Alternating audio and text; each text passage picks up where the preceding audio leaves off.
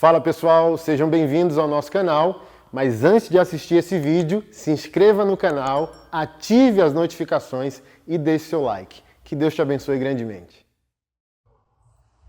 Você já lamentou o suficiente por Saul. Eu o rejeitei como rei de Israel. Agora encha uma vasilha com óleo e vá a Belém. Procure um homem chamado Jessé, que vive ali, pois escolhi um dos filhos dele para ser rei. Como posso fazer isso? Perguntou Samuel. Se Saul ficar sabendo, me matará. O Senhor respondeu: leve o novilho com você e diga: vim oferecer um sacrifício ao Senhor. Convide Jessé para o sacrifício e eu lhe mostrarei o que você deve fazer e qual dos filhos dele deve ungir para mim. Samuel fez o que o Senhor disse.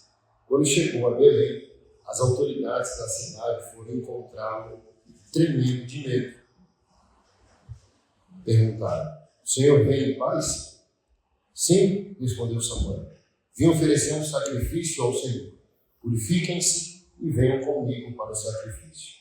Então Samuel realizou a cerimônia para purificar Jessé e seus filhos e também os convidou para o sacrifício. Quando chegaram, Samuel olhou para Eliabe e pensou: com certeza, este é o homem que o Senhor ungirá. O Senhor, porém, disse a Samuel: não julgue pela aparência nem pela altura, pois eu o rejeitei. O Senhor não vê as coisas como o ser humano as vê. As pessoas julgam pela aparência exterior, mas o Senhor olha para o coração. Então Jessé chamou seu filho Abinadab e o levou até Samuel. Ele, porém, disse: não foi este que o Senhor escolheu. Em seguida, Jessé chamou Simeia, mas Samuel disse: também não foi este que o Senhor escolheu. Da mesma forma, todos os 7 filhos de Jessé foram apresentados a Samuel, mas Samuel disse a Jessé: o Senhor não escolheu nenhum deles. Então Samuel perguntou: são estes todos os teus filhos? Jessé respondeu: ainda tenho um mais novo, mas ele está no campo tomando conta do rebanho. Mande chamá-lo, disse Samuel.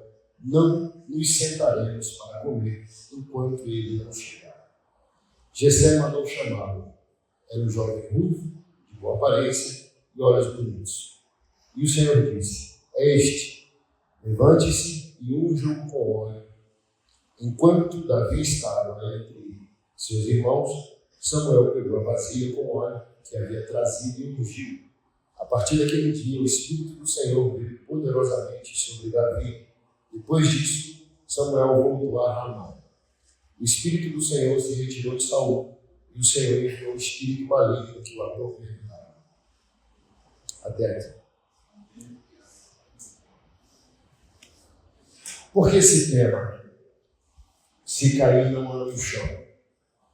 Porque é comum aos homens evangélicos usarem o exemplo do rei Davi como um patrocínio ao pecado que eles cometem.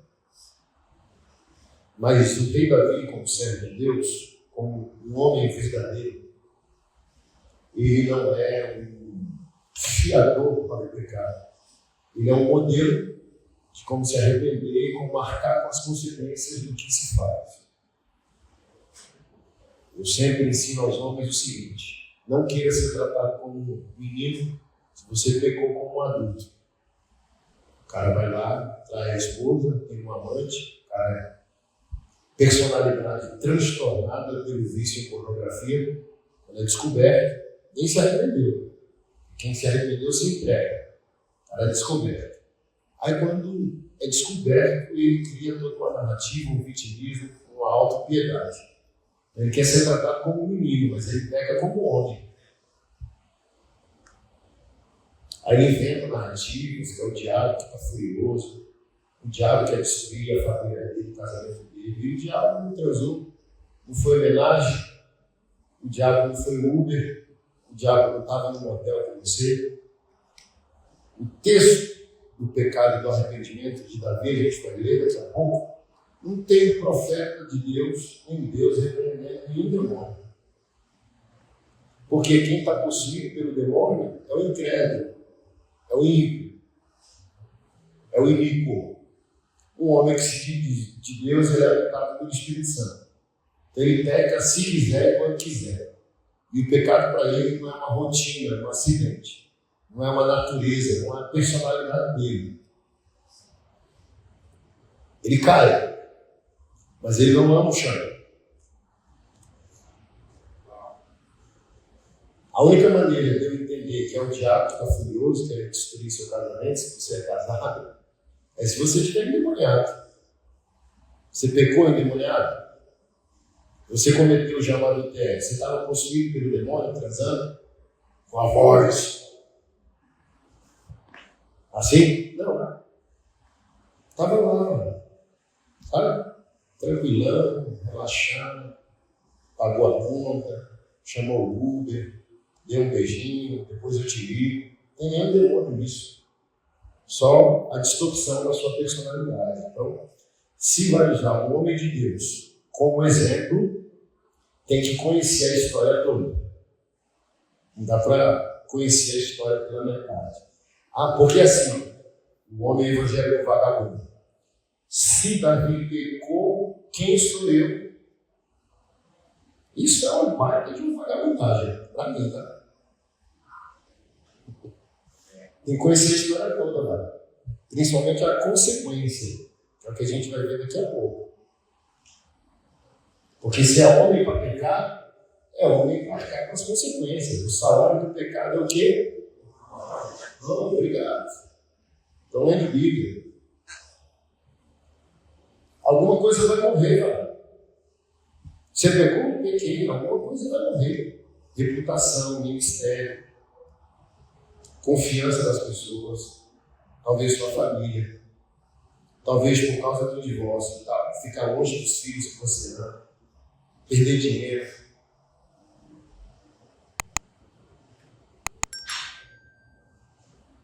E não querer arcar com essas consequências é zombar de Deus. O que está escrito em Gálatas? O homem não pode zombar de Deus, ele colherá o que plantou.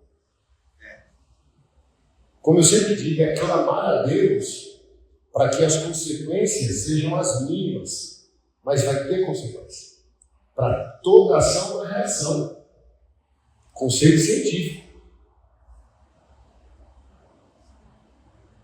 Para toda plantação, uma colheita. Por exemplo, não é o texto da mensagem, mas você pega Provérbios capítulo 6, está escrito lá: o homem que comete adultério não tem juízo. Quando o marido traído descobrir, no dia da sua vingança, nem milhares de presentes vão apagar a sua ira. Aí vem a notícia assim, ó, fulano morreu. Foi, pegou a mulher do cara, o cara foi lá e matou ele.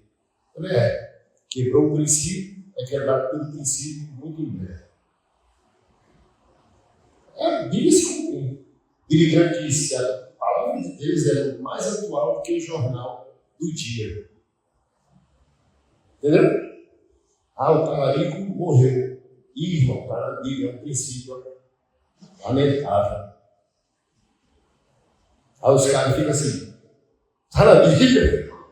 Tá na Bíblia que o marido vai se vingar. Então pecou, está arrependido? Estou. Reclama, pedindo a Deus assim, Senhor, me ajuda aí, estou arrependido mesmo. Que o efeito seja o mínimo. Por exemplo, Dimas da cruz, se arrependeu, sim ou não? Inaugurou o paraíso, sim ou não? Tirou ele da cruz? Está escrito que Jesus falou, perdoei ele e tirei ele da cruz. Que é uma coisa que não tem nada a ver com a outra.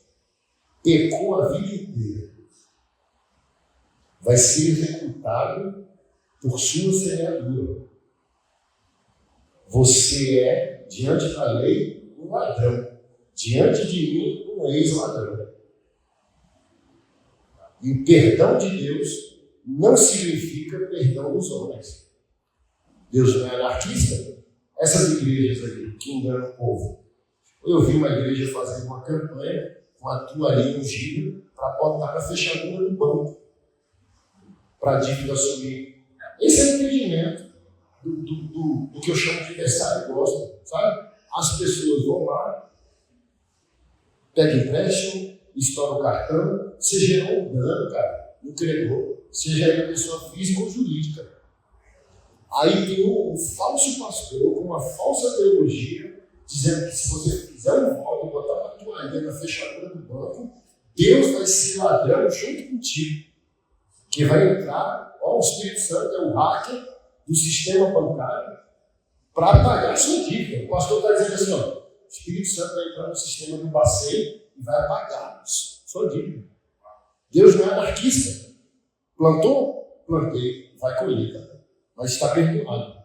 Por mim está perdoado. Eles lá eu vou perdoar. Lembra aquele cara, acho que foi executado aqui em São Paulo, um assassino em série? Pedrinho Matador, né? Puxou acho que mais de 30 anos. Acho que tem 2 anos que ele foi executado aqui no interior de São Paulo. 2, 3 anos. O que é isso, pastor? Se converteu. Foi batizado. E é a prova que uma coisa não tem a ver com a outra. Está com o Senhor. Mas fez quantos pais de família choraram? Quantas mães de família choraram? Então estou colhendo, cara. É um bumerangue, é feito um bumerangue. O que você fez vai te encontrar. É o que eu sempre digo, está insatisfeito com aquilo que você colhe, doa muito a semente.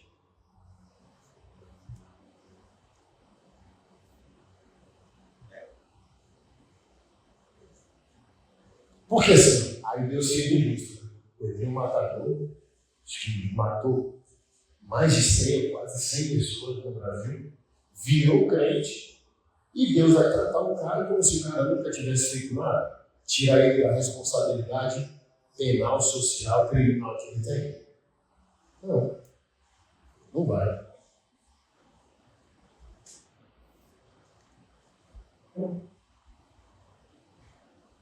E ele tem um atenuante a favor dele. Não é filho de Deus, não é? Era um ímpio, tem um atenuante. E agora, nós, dizendo que somos filhos de Deus, vivendo como filhos do diabo. Santo no domingo, ateu durante a semana. Que é assim que muitos evangélicos e muitos outros evangélicos estão vivendo. Aleluia no domingo e vivendo 6 dias fora da igreja como se Jesus não existisse. Aí quer vir para a Bíblia e achar base para o pecado. Enlouquecendo a mulher dele. Isso que é o pior, né? O cara é tão bom, virou tão malandro na mão de Satanás, que ele entra na mente da esposa, botando na cabeça dela que ele tem um amante é uma questão espiritual, que o diabo quer destruir a família. Que loucura, velho. É loucura demais.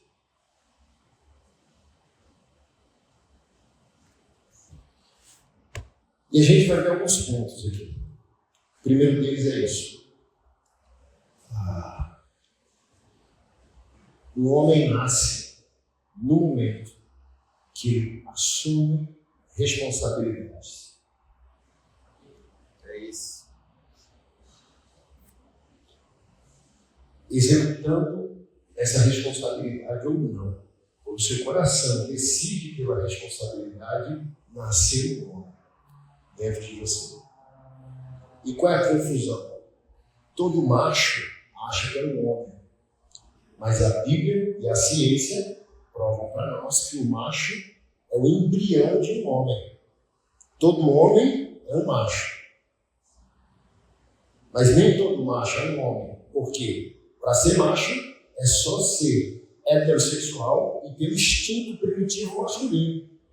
Desejo, tesão, violência, ímpeto, coragem, são macho. O que é ser um homem? É crescer em outras qualidades. E quando o assunto é o Evangelho, crescer nas qualidades que Jesus revelou como homem. Então Jesus foi um homem corajoso, viril, enfrentou sistemas hipócritas, saiu da mão no tempo, não está traduzido assim, mas é assim. Eu não sei por que os tradutores poupam a gente, que ele fez um chicote e virou a banca. dos mercadores na casa do Senhor. E ninguém entra numa feira, no shopping, dizendo, vou quebrar tudo aqui, tá? Aí o cara vai dizer, aleluia, vai quebrar. Não, quando o cara viu você quebrando o negócio dele, ele foi pra cima de você. Então acho que saiu os boxes lá.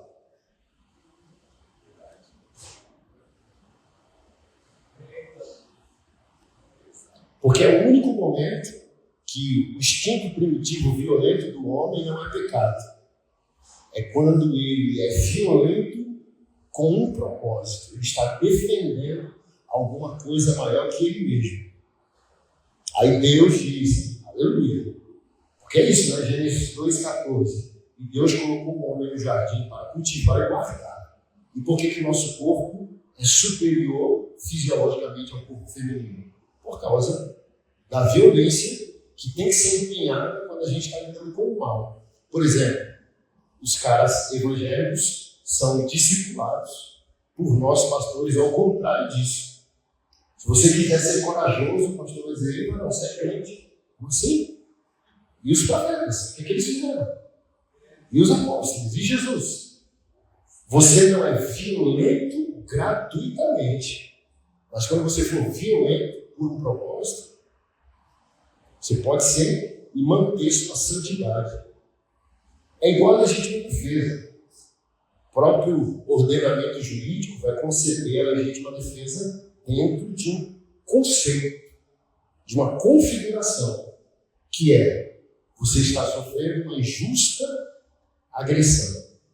E você usa de toda a metodologia disponível a você para parar a injusta agressão. Seja o que for, um canhão, uma pistola, uma faca, um machado, um taco de beisebol, mas todo lugar tem câmera. Se uma tacada de beisebol desmaiou o cara, a segunda tacada desconfigura a legítima defesa. Aí você está sendo agressivo. É diferente de ser violento com propósito. Você puxou a arma. A câmera está lá. No segundo tiro, o cara caiu. Mas você deu, se é Taurus, 12, se é Glock, 17 tiros no cara. O seu advogado tem que ser muito bom.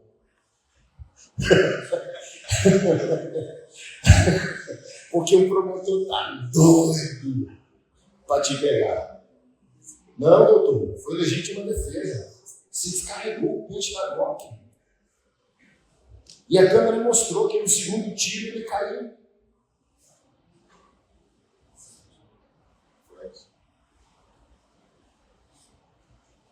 Então nós precisamos entender biblicamente o que configura um homem de Deus. E Jesus é o modelo supremo, porque ele é o Cordeiro de Deus que tira o pecado do mundo, gentil, nosso, amável, misericordioso. Justo, porém não vingativo, porque vingança não é justiça. Por exemplo, legítima defesa. É agora a injusta agressão. Você vai atrás do desafeto 5 dias depois. Isso não é justiça. Isso é vingança. Então está errado. Diante da lei, está errado. Diante de Deus e da sua palavra. E no mesmo coração que Jesus é o Cordeiro de Deus, Jesus é o leão da tribo de Judá. Eu nem preciso definir o que é um leão. Então, essas duas pessoas precisam habitar dentro da sua personalidade. Você é corajoso e amoroso. Você é um leão governado por uma natureza de cordeiro. Você é um leão cordeirizado. Perigosíssimo. Porém com um sorriso no rosto. Olha que elegância. Que cara de psicopata aquele cara tem. Mas que sorriso bonito ele tem. Isso deveria ser um crente, mas hoje em dia é o quê? Ai, palavras machucam. Eu não gostei da pregação, ela foi tão ofensiva.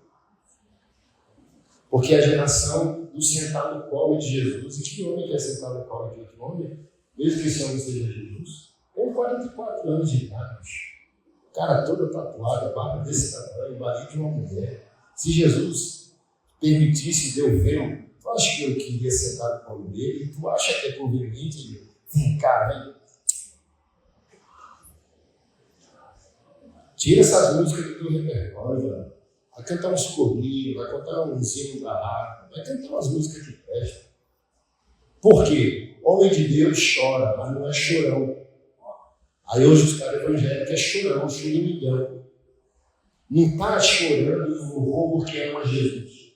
Está chorando no louvor porque está cheio de trauma, cheio de coisa mal resolvida dentro de si. Uma coisa é você entender o Evangelho, entender quem é Jesus. O louvor começa você quebrantado, louvando o Senhor. Outra coisa é essa desconstrução do masculino que a igreja também está fazendo a partir desse louvor gay, cara. Porque isso é homossexualidade, pô. Jesus é homem. Homem perfeito.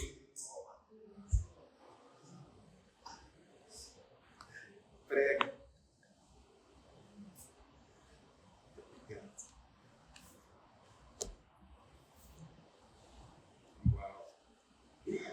Esse primeiro texto que nós lemos, que é o primeiro ponto da minha mensagem, é: o homem nasce antes da execução de sua missão. Só a aceitação prévia do coração do que você deseja já mexe com Deus. Davi se tornou rei antes de ser rei. Davi se tornou rei antes do óleo descer da cabeça e a coroa ser colocada na cabeça. Davi se tornou pastor antes de ser. Davi se tornou um homem antes de sua batalha.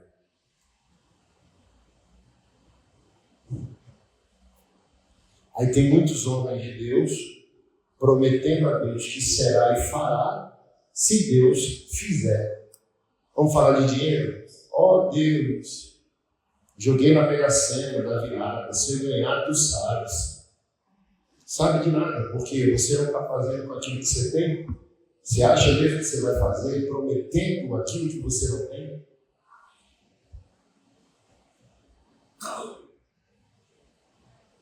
O homem trabalha com aquilo que está nas suas mãos, não com a sua promessa vazia.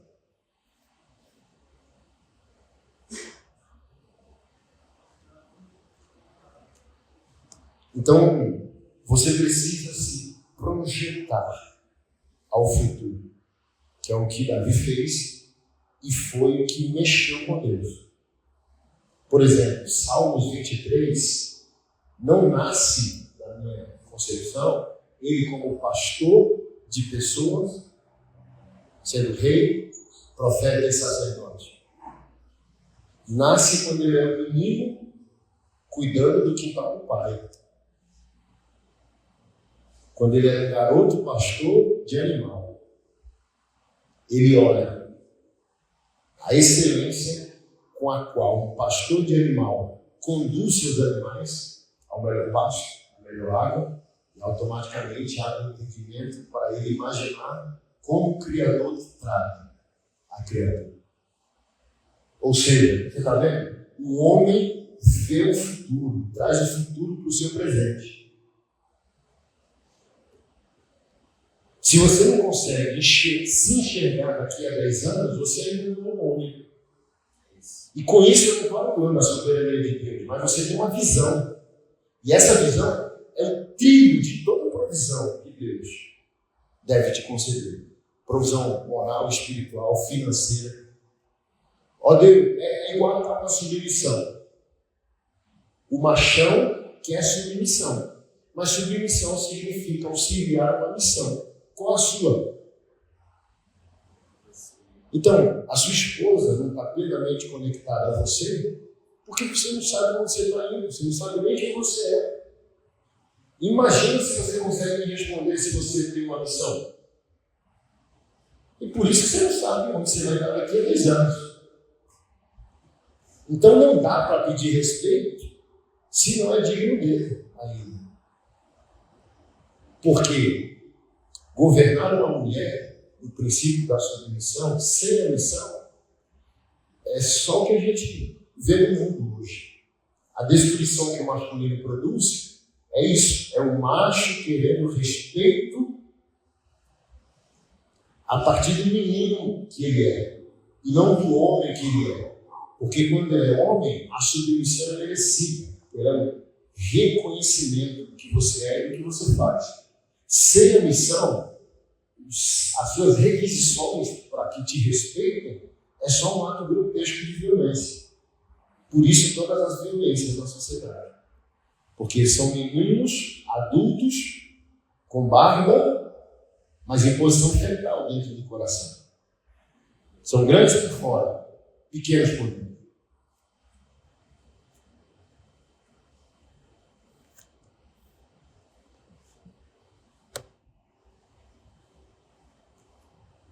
E esse texto é maravilhoso. Maravilhoso porque, primeiro parêntese, o profeta é enviado e as autoridades da cidade tremem. Então é para esse lugar que o homem de Deus tem que caminhar. Quando ele chega, as pessoas perguntam: é de paz ou de guerra a sua visita? As autoridades da cidade. Então é o nível de credibilidade.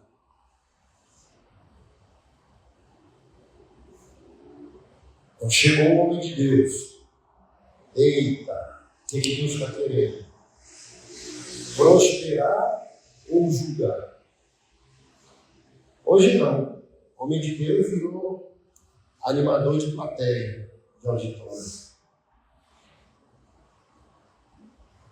Homens interessados em grandeza, dinheiro fácil da religião, mas não são mais respeitados socialmente, não são os melhores homens de uma cidade onde as autoridades reconhecem e o convocam para receber desse homem de Deus direções, conselhos.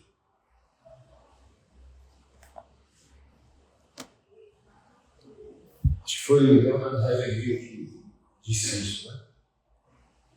A nossa palavra não é uma diplomacia, é uma sentença. Nós somos profetas.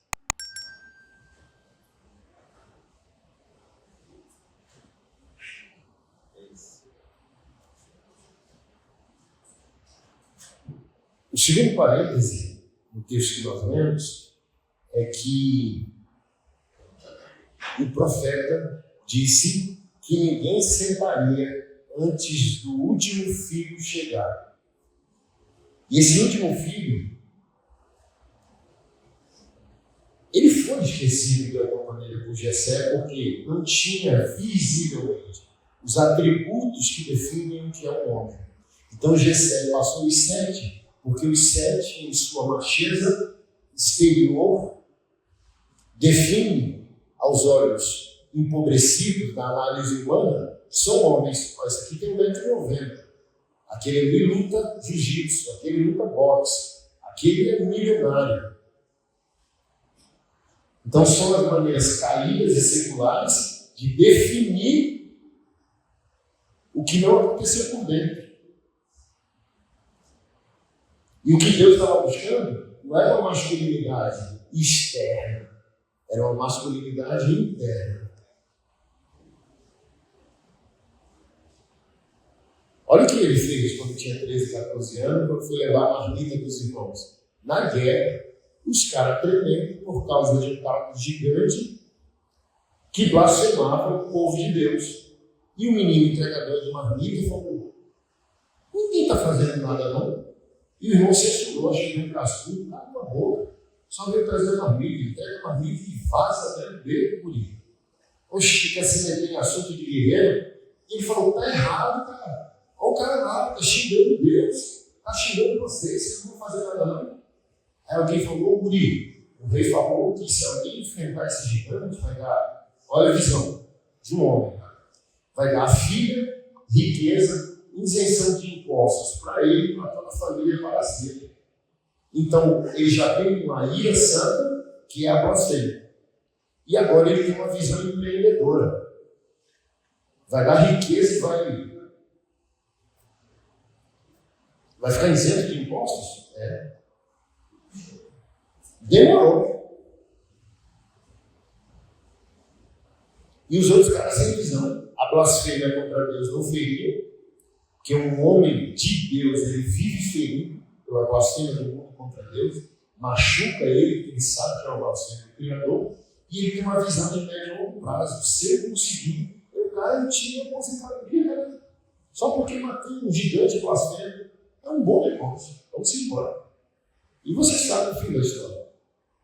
Então, olha só, ele era antes de ser. Ele construía os quadros mentais. Por isso que a reflexão é algo bom, a leitura de bons livros, a leitura da palavra de Deus, ficar sozinho, acompanhado de si mesmo, meditando e construindo. Tudo que se concretiza, antes de concretizar, é uma visão. Por exemplo, Isaías, Apocalipse capítulo 19, fala da cidade de Deus, descendo do céu, ataviada com a glória do Senhor. Isaías 53 diz que Jesus foi mudo ao matador, porque viu o fruto do seu penoso trabalho e se alegrou. Então, por que ele foi mudo e aceitou o sofrimento que não era culpa dele? Porque ele fechou os olhos e construiu na mente dele o quadro mental. Vai valer a pena por causa do amanhã. Vai valer a pena porque a minha morte vai gerar vida em bilhões de pessoas e o meu Pai poderá construir a sua cidade.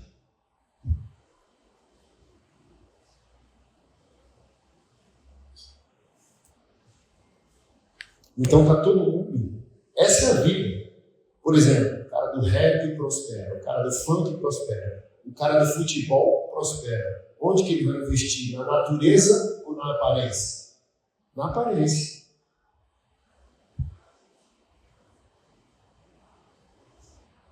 O funkeiro bota um anel de ouro em cada dele, um cordãozão de 1 quilo, 2 quilos de ouro, deve pescoço, quando termina o show ou o rolê, o pescoço dele deve estar aqui para baixo, entendeu?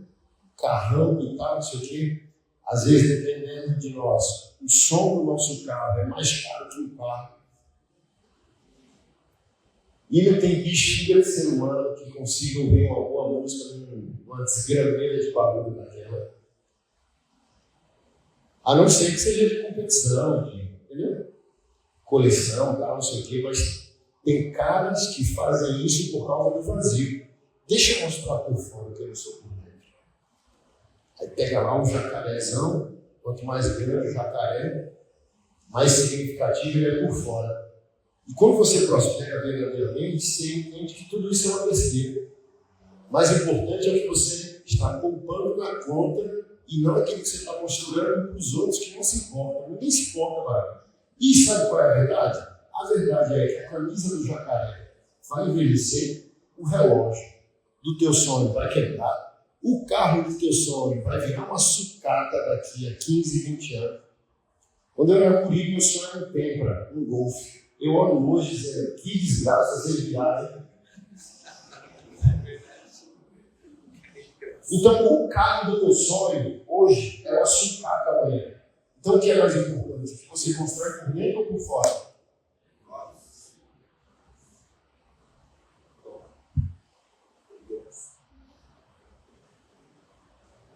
Tudo vai acabar, cara. Qualquer coisa que é um sonho de consumo, daqui a 5, 10, 15 anos, é uma sucata.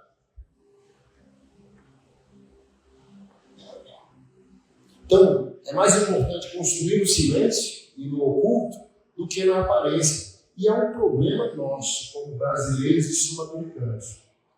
Pregando ontem no Maranhão, eu falei isso para os jogadores de futebol. Olha só, Pega o Neymar, o Messi e o Cristiano Ronaldo. E aqui é unânime porque 99% de nós curte futebol, sim ou não? Pega uma festividade, Natal, Réveillon, vê como os três se vestem. Vai revelar uma profunda crise de identidade. Cristiano está normal, Messi está mais normal ainda, porque dizem ainda que é autista. Aí, ó, eu também sou, tá também aí. Minha esposa, ô Silvio Santos 2, sai para onde? Que eu tô com uma bermuda normal, uma camisa social, uma meia colorida e um sapato social. Vou ali no banco. Você é louco? Você vai no banco assim, já casei, querido. E é até melhor que as meias nem olham para mim. Tá tudo bem. Você pega o que está mais fácil ali. Entendeu? Aí o Neymar vai lá e bota um terno cinza, todo brilhoso, todo espalhafatoso. Aí você vê. E não é sobre isso, que às vezes é estilo. Ok? E cada um tem o seu. Mesmo?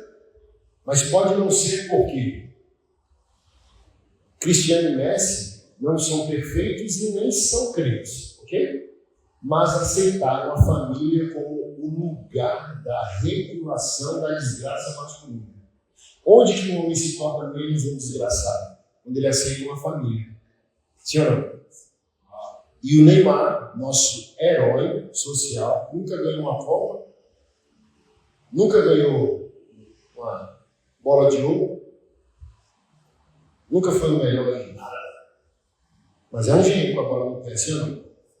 1,5 bilhão contrato com a equipe agora, islâmica lá, para jogar 7 vezes. Você acha que ele está preocupado? Um homem deveria estar. Porque um homem não se preocupa só com aquilo que ganha, mas com o legado que deixa. Os últimos homens no nosso país que jogaram futebol viveram, expressaram isso no futebol em 1994. E aqui quem é jovem não vai lembrar. Que era ainda o tempo da camisa para dentro, sem chuteira fluorescente, sem tatuagem, sem cabelo azul. A última seleção de homens do país foi em 1994. E se você pegar todos eles hoje, com a exceção do Romário, que é raparigueiro, mas é sujeito homem, todo o restante deu certo e tem até muitos pastores da seleção de 1994.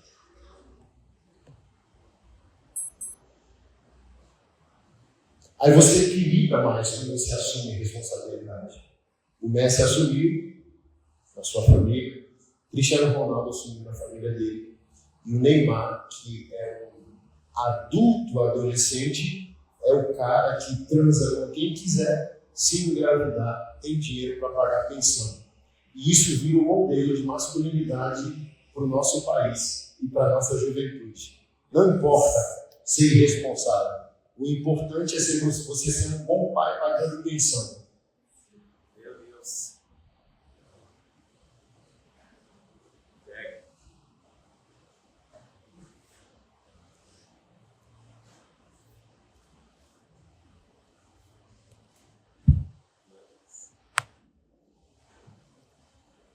Olha que bronca. O homem é feito de responsabilidade. E a de Davi foi tão brutal diante de Deus que o segundo parêntese, que eu não mostrei para você aqui, foi o profeta dizendo: ninguém vai sentar antes dele chegar. Isso aqui, para quem convive com autoridades, aqui quem é militar, quem é policial, quem é do meio político, quem vive com celebridades ou autoridades, vai entender o que eu estou falando. Isso aqui é um protocolo que se define da seguinte maneira: você não pode sentar, ou se é um jantar, ir ali botar seu prato e comer, sem que a autoridade principal do ambiente faça isso. Então, por exemplo, o antigo presidente, quando foi eleito em 2022, né? Não, 2018, ele fez um almoço para pastores, 150 pastores do Brasil inteiro, e eu fui um deles lá. E daqui a pouco chegou um pastor que é pastor de jovens.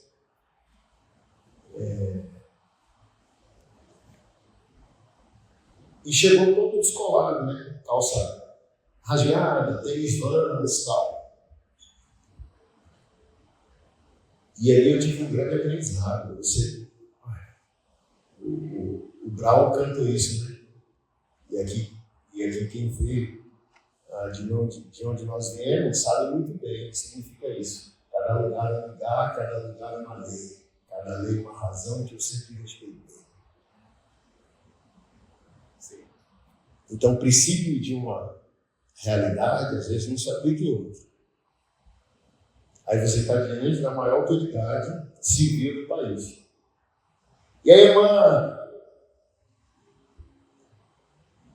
de calça rasgada, tênis Vans, ou, sei lá, seu major, seu coronel, seu tenente, seu sargento. E aí, velho, cadê você, cara?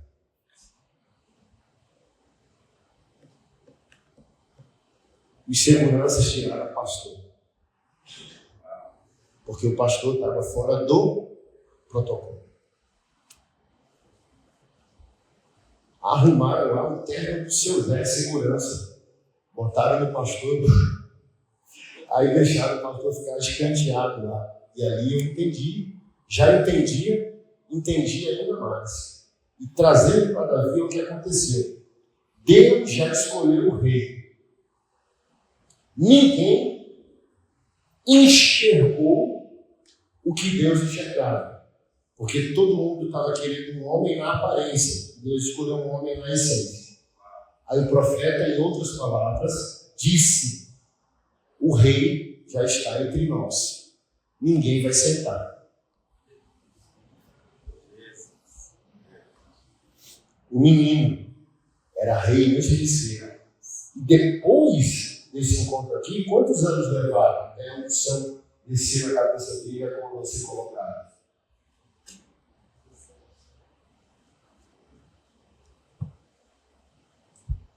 Então é mais importante, irmão, dentro do que fora.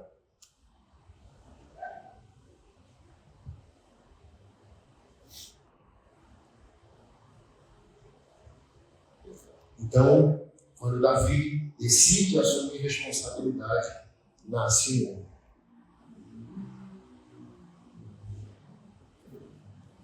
2 Samuel, capítulo 11.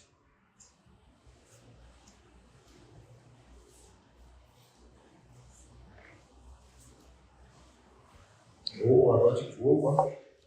Obrigado, igreja. Você não é destino, né? Primeiro ponto foi: o homem nasce quando se assume responsabilidade. Segundo ponto é: o homem se concretiza quando exerce essa responsabilidade. Então, o rei Davi nasceu no menino Davi. E desde a ordenação de Deus e da ordenação do profeta, Davi agora exerce sua responsabilidade. Então o homem foi concretizado. E a partir do texto que nós vamos ler, nós entenderemos o terceiro ponto. O homem será destruído quando ele passar a negociar sua responsabilidade. E todo pecado masculino é uma negociação da responsabilidade. Todo erro masculino é um homem leve. E um homem leve é um homem leviano. Um homem de Deus é um homem pesado. Porque o evangelho ele é contracultural. Ele está na contramão do mundo e do sistema. Então eu sempre falo assim, ó, não confie muito no homem que ri demais. Aí os pastores que não gostam de mim, não, o cara aí Como assim? Ele está dizendo que tem que ser carrancudo para ser homem? Não. Eu estou dizendo que um homem que ri demais é um homem leve. Um homem divertidão demais, Sérgio Malandro demais, que conta piada em hora inadequada, ou se está leve. E o homem de Deus é sempre pesado, reflexivo, entendeu? A terra está em blasfêmia contra o céu. Como que você vai virar um Sérgio Malandro que gosta? Piada toda hora, rindo toda hora. Então, se você é contracultural, quem você é? Está todo mundo rindo. Você está pesaroso, reflexivo ou chorando. Porque você entende que aquela alegria superficial não é a alegria que Deus gerou. Porque só há alegria verdadeira e recompensa verdadeira depois da crucificação. Tem felicidade, tem recompensa, tem prosperidade, tem glória depois da cruz. Então os caras querem ser felizes antes da cruz, carregando cruz de papelão, cruz de mentira. Porém, quando tiver todo mundo chorando, você está rindo porque você está vendo o futuro. Porque você está enxergando mais do que eles estão. Eles estão chorando porque perderam a esperança. Você está rindo porque você tem a verdadeira esperança. Porque você entende Filipenses 4. Eu aprendi a ter muito, a ter pouco, ser eu mesmo na escassez, ser eu mesmo na fartura. Tudo posso naquele que me fortalece. A gente pegou só esse verso como se Paulo descobriu um superpoder para mudar as circunstâncias, sendo que ele foi morto e decapitado. Então, se ele tudo pode, por que ele não impediu a própria morte? Então, o texto não fala de um superpoder. O texto fala de um Deus que nos dá a capacidade de não blasfemar, tendo um pão, e de não desviar, tendo 1 milhão. Por isso que a prosperidade do homem de Deus não tem que estar na aparência. Por exemplo, um homem de Deus nunca compra o que ostenta, ele sempre compra o que precisa. Bom, excelente, uma calça de R$1.000 é uma calça que vai durar mais do que uma calça de R$30, sim ou não? Então, o homem de Deus compra porque é bom, compra porque funciona, compra porque é duradouro, e não pela besteira de ostentar. O homem de Deus dirige um carro que ele precisa, e não um carro que ele ostenta. O carro que você precisa custa 5 milhões, compre, mas é o carro que você precisa. E não o carro que você ostenta. Porque você não está vazio, né? Se você é filho de Deus, você está completo. Sim ou não? E por que você tem que provar algo para alguém?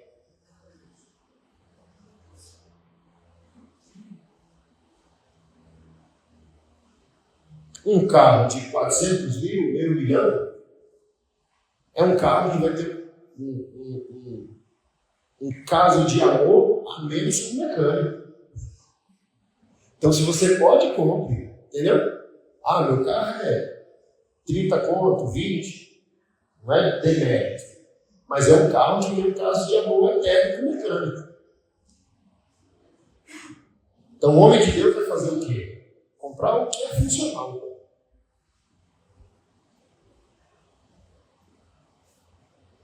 Tem pastor com relógio de 100 mil, 150 mil, 200 mil. Eu já vi pastor com relógio de 1 milhão. Para que esse tudo da hora?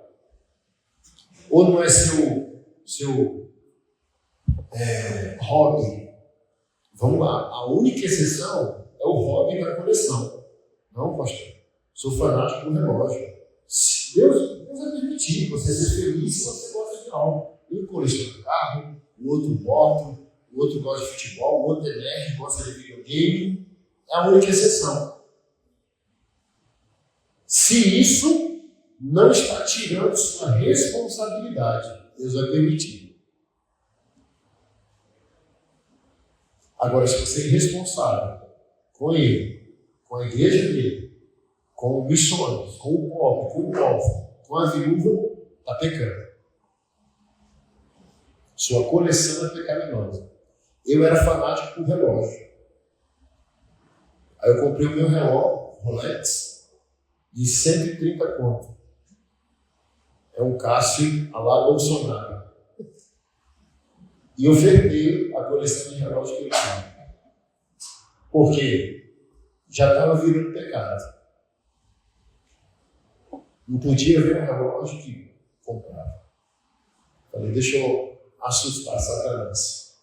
Assustei. Peguei os 15, cheguei na igreja, culto de homens, falei assim, tá aqui. Pega o relógio, deixa uma oferta, e a oferta vai para o pobre. E os caras, caramba, mas você ama, né? Mas quando esse amor constitui o meu amor a Jesus, eu tenho que sacrificar. É o tal do Isaac. Quando Deus pede Isaac, Deus não quer Isaac, porque Deus não vai fazer nada com o menino morto. Quando Deus pede Isaac, na verdade Deus quer Abraão, porque a promessa não foi um filho, a promessa foi uma descendência incontável por meio do filho. Então, o que já era bom, que era o filho, virou um Deus, um ídolo, que impedia o homem de Deus de ver a promessa. A promessa não era o filho, éramos nós, uma descendência incontável. Toda a igreja do Novo Testamento, toda Israel do Antigo Testamento, Paulo diz em Romanos que é filho de Abraão pela fé. Um sacrifício gerou um exército. Essa foi a promessa. Mas ele ficou igual o Senhor dos Anéis, igual precioso, lembra? E toda vez que você fazia, você via um demônio, igual os Beagle lá. Deus vai sacrificar tudo aquilo que te impede de amadurecer. É o amor ao dinheiro? Ele vai tirar você. Vai passar umas rasteiras no você. É o casamento? Ama mais a esposa do que Jesus? Ele vai tratar um com você. Tudo que você amar, mais do que você ama Jesus, Deus vai pegar você. Eu passei por isso, cara. Ai, meu Deus, eu preciso daquele carro, é o carro dos meus sonhos. Deus honrou, o Fabela venceu. Eu posso. Ai, cara, comprei, cara. Aí o cara me liga. Pastor, já está disponível aqui na concessionária, vem que eu vou apresentar o carro para você e mostrar as funções. Então, imagina, eu estou em Brasília há 24 anos, né, sou nordestino, nasci em Alagoas, passei fome até os 18. Aí, se você não resolve segurar sua orfandade, você vira um adulto, mesmo próspero, doente. Aí o cara, imagina, de onde eu vim, 90% dos meus amigos morreram, o cara da concessionária dentro do banco, esquenta, faz massagem aqui, sobe a perna aqui, tudo automático, só faltar para falar. E eu sei entender, porque o cara explicando o carro, e toda vez que Deus fala comigo, meu intestino fica amargo, começa a dar uma dor de estômago em mim. É Deus finalizando assim, ó, tá tudo errado. E eu ali, ó, triste, o cara explicando o carro, e eu, que tristeza. Tá a chave? Aí onde que eu boto? Não, pastor, é chave de presença. Não, nem sabia que era chave de presença. Entrei, liguei, fui para casa com o carro. 3 minutos depois eu estava chorando dentro do carro, parei o carro. Que graça a Jesus. Eu entendi a questão. Qual era a tristeza? O carro não me completou. O sonho concretizado não é nada. É a mesma experiência quando eu preguei a primeira vez fora do país, que foi na França. Fui ver a torre lá. Ai, a torre. Cheguei lá, que droga, feio pra caramba. Pastor, você gostou da França? Eu queria comer um suco na feira de manhã.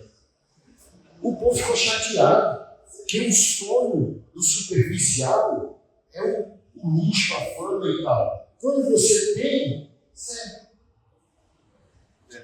É nada, cara. Eu lá pregando na França, querendo estar na feira da semana, ouvindo rap, comendo um cuscuz e tomando um caldo de mocotó. Eu fiquei tão envergonhado, eu chorei ao pino dele, tá? De vergonha, Jesus me perdoa. Meu Bilal cresceu, que é isso, um homem, né? Eu sonho, meu sonho, ele acha que o Bilal dele vai crescer. Quando o sonho dele chegar, o carro dos meus sonhos vai ser. Não cresceu, não mudou nada, não te completou nada. Pelo contrário, é um carro que vai envelhecer. E eu, me perdoe, Jesus. Eu fiquei tão envergonhado de Jesus que eu ofertei um carro depois de 6 meses. Não consegui ficar com o carro. Zero. Banco caramelo. Não. Ah, você tá louco. Se você botar o pé, entendeu? Ofertei o carro. E os caras, você é louco, pastor? Não, Jesus, cara. Tudo que me pedir de uma comunhão plena. E é o que o nome de Deus tem medo. Ele vai lá e conquista as coisas. Aí quando ele gosta muito, ele, Jesus, fala comigo não. Me deixa de boa aqui, entendeu? Você já sabe. Se vacilar e cometer idolatria, ele vai falar contigo. Ele vai pedir para matar o Isaac.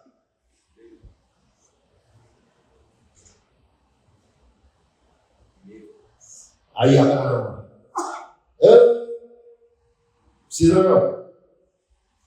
Então Deus soberano, que tudo sabe, não faz o que fez com Abraão para confirmar que Abraão é dele. Deus queria confirmar para Abraão que Abraão é um homem de Deus. Desobstruído. Eu queria que você se visse no espelho. Não é para mim a prova, é para ti. Aí você concorda comigo que quando ele prometeu Isaac, 75 anos, desequilibrou toda a vida dele. Mas quando Deus pediu o sacrifício de Isaac, ele já era um outro homem e disse, eis-me aqui. Então alguma coisa muda. E o que muda? Você sai da aparência para ir para a essência. Quando você está na aparência, você sofre. Quando Deus fala. Mas quando você vai para a essência, você sofre muito. Então ele aprendeu alguma coisa de 25 anos. Que a promessa ele tinha 75. A concretização quando ele tinha 100. Quem está na aparência não aguenta esperar tanto tempo.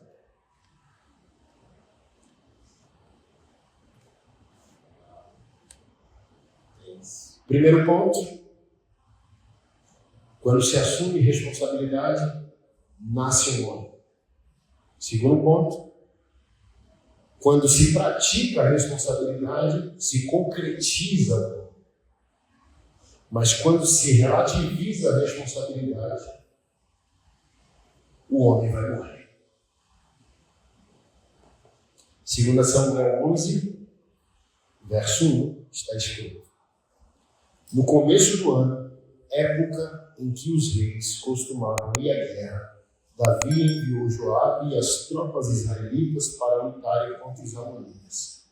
Eles destruíram o exército inimigo e cercaram a cidade de Rabá, mas Davi ficou em Jerusalém. Certa tarde, Davi se levantou da cama depois do seu descanso e foi caminhar pelo terraço do palácio. Enquanto olhava do terraço, reparou uma mulher muito bonita que tomava banho. Davi mandou alguém para descobrir quem era a mulher. Disseram, é Betseba, filho de Eliã, esposa de Urias, o Hitita.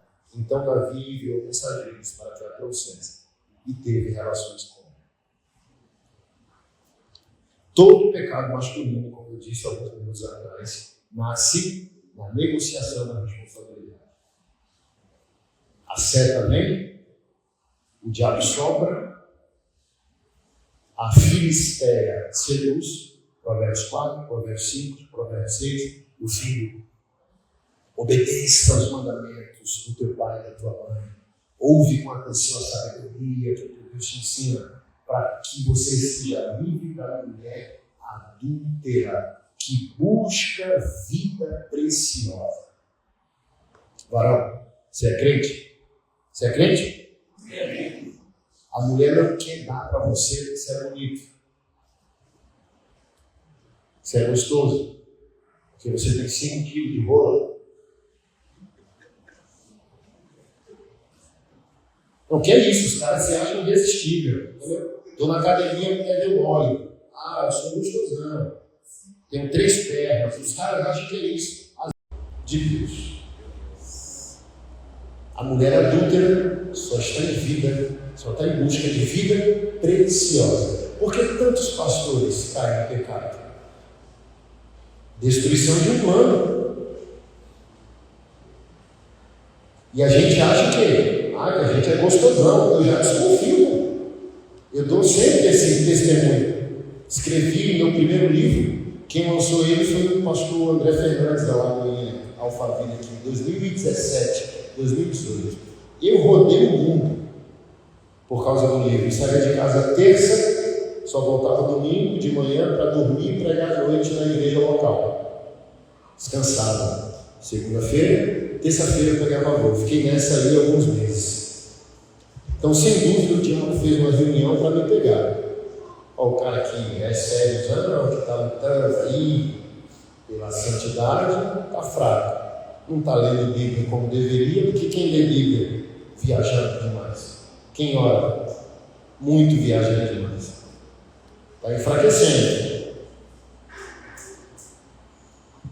Caça umas mulheres aí, crente, perturbada, mas Jezabel da vida, e bora traçar o nosso plano. Aí vai. Nessa semana eu ia pregar em Niterói, na Batista Lagoinha, Niterói. Era domingo, terça-feira eu ia pegar voo, ok? Domingo, uma mulher no meu Instagram. Daquele naipe,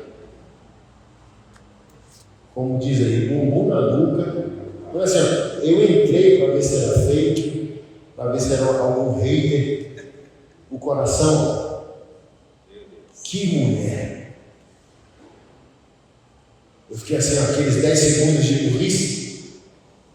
Uau! E aí, pastor, o que é que rolou? Ela veio no meu Instagram dizendo: nossa, você é tão lindo.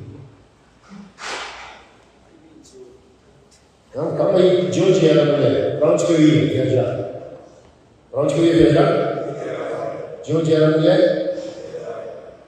A igreja me leva, o pastor me leva, me coloca no hotel, chega de manhã, me coloca lá, não sabe o que eu faço de dia, nem fica me investigando. Só me pega à noite para eu ir para a igreja pregar, ok? Por isso que tem muito homem de Deus caindo. Então, assim, na hora, os meus olhos, ao mesmo tempo que o meu Adão, coração acelerado, a minha nova natureza em Cristo, bum! E eu assim, falando com o diabo. Cara do céu, você é um bichão, cara. Mano, você é inteligente demais. Cara, você me odeia, você quer me pegar mesmo, cara. Você é um planejador, cara. Que estratégia maravilhosa, mano. Você viu que eu estou cansado. Você viu que a minha resistência baixou, minha imunidade está baixa. Você viu que eu vou pregar numa cidade daqui a 2 dias e você manda uma mulher crente carnal para tentar me seduzir, porque se eu caísse, eu só mando me encontrar lá no hotel que a igreja me hospedou. Mas olha o nível da blasfêmia.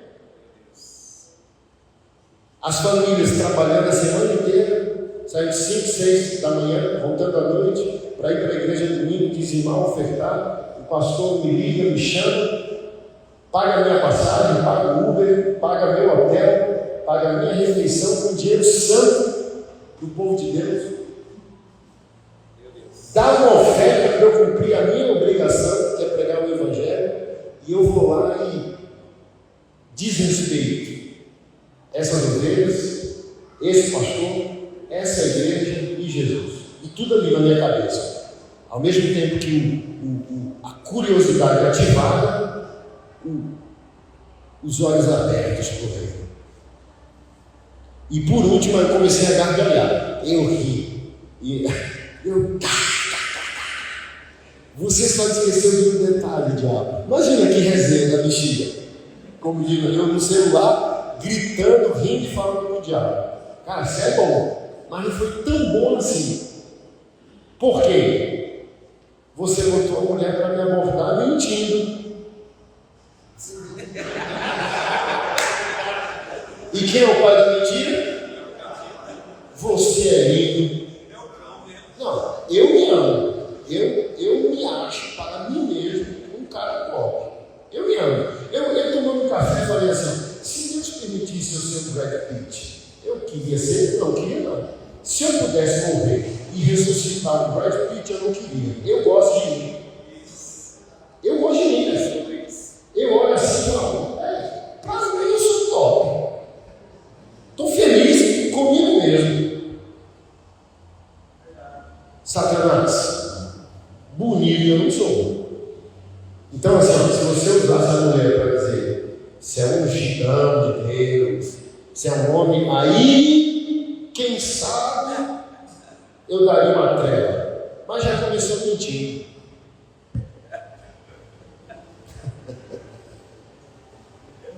Aí o que eu fiz? Chamei minha esposa, ela me viu rindo. O que é isso? Eu vim aqui, abri o celular, mostrei. Ela falou: deixa eu responder. Ela, não, que ela é irmã. Está na carne, mas é irmã.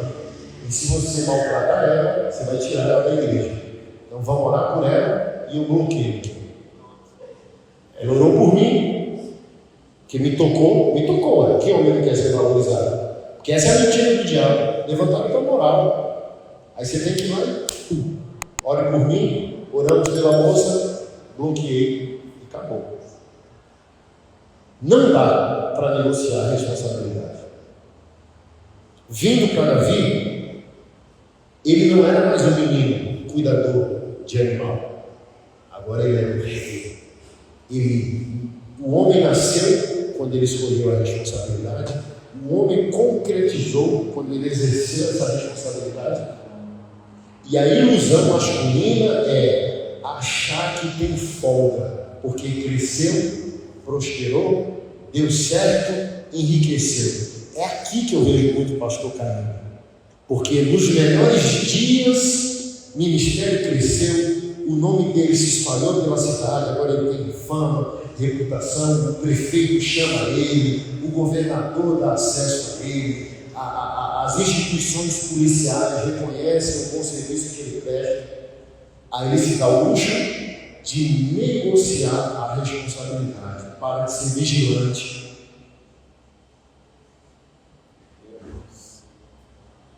Davi aqui já era o homem próspero, o rei. E como que começa o texto? No começo do ano, época em que os reis deveriam estar em guerra. É isso. Não, mas eu já sou o maior rei do mundo. Não importa. A época do rei está em guerra. Ele mandou seus generais e ficou em casa. O que vai acontecer? O que diz o ditado? Oficina, cabeça vazia? Ficou em casa, Netflix, Coca-Cola, pipoca, Champions League, no Zap. Daqui a pouco foi para a janela e o que? Viu que não devia. Todo pecado masculino nasce no ócio, nasce no tempo livre. Duvido, se você trabalhar com afinco, servir a igreja com afinco, cuidar do pobre com afinco, vai se ocupar para ver se sobra tempo. Ah, pastor, eu estou viciado em pornografia, o que eu faço? Vou trabalhar. Duvido, quando você pensar em pegar o seu bicho para se masturbar, nem força você tem. Vai lavar o banheiro da igreja que você congrega. Vai fazer um projeto social junto com a tua igreja. Quando você... Eita! Estou 3 dias sem pornografia. Por quê? Só paga o pecado quem tem tempo livre. Só tem amante quem tem tempo livre. É isso. Só está pecando quem tem tempo livre, cara. É isso. Queremos. O pecado é bom. Por uma noite. É bom, é. Mas eu tenho no que é: a sacanagem dura apenas uma noite, mas o arrependimento virá pela manhã. Todos nós queremos pecar. Santidade não é um superpoder acumulado, nem para nós pastores. Santidade é uma inteligência de vida, e viver no pecado é uma burrice. Então a gente escolhe pela inteligência. Mas querer nós queremos. Mas que tempo sobra? Eu tenho uma esposa, 4 filhos, parentela, mãe, para pagar a conta dela todo dia, pastor de uma igreja local, 30 projetos sociais, 485 famílias autistas que hoje a gente cuida e paga o boleto. Sobra tempo não, mano. Eu quero pecar também, mas não sobra tempo. Não dá tempo. Ó, pra você ter ideia.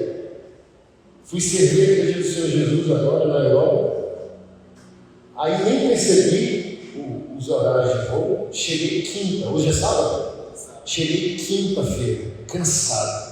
A Latam destruiu a minha saúde emocional com a minha esposa, subi a mala dela, ela ficou 3 dias sem tomar banho direito. Mas a gente foi lá e serviu. Era um retiro de casais lá, e você pode falar, é Europa e tal. Irmão, é dura a realidade. É um continente próspero e pobre. Tem tudo e não tem Deus. E os casais evangélicos que saem do Brasil para lá se divorciam por causa da prosperidade. A esposa começa a ganhar e ela sai de casa abandonando o marido. Olha que doideira. Aqui o marido abandona, né? Lá na Europa, Estados Unidos, é a esposa que abandona porque tem muito dinheiro. E a mulher consegue ganhar igual ou mais que o homem. E Deus me levou para servir essas famílias. E eu volto quebrado, cansado. Desço meio-dia em Brasília. Olha que cansaço. 3 voos, 3, 4 voos. Então vim para Guarulhos primeiro, para depois ir para Brasília. Chego meio-dia, quebrado, bonito. Só deu tempo de tirar meu carro de estacionamento, levar minha esposa para casa. Deu tempo de almoçar com os meninos que estavam indo para a escola. Beijei os 4. Entrei, tomei banho rapidão. Entrei no carro de novo para voltar para o aeroporto. Pegar avião para Imperatriz do Maranhão. Já estava zumbi. Consegui dar uma cochiladinha de 40 minutos antes do culto. Preguei.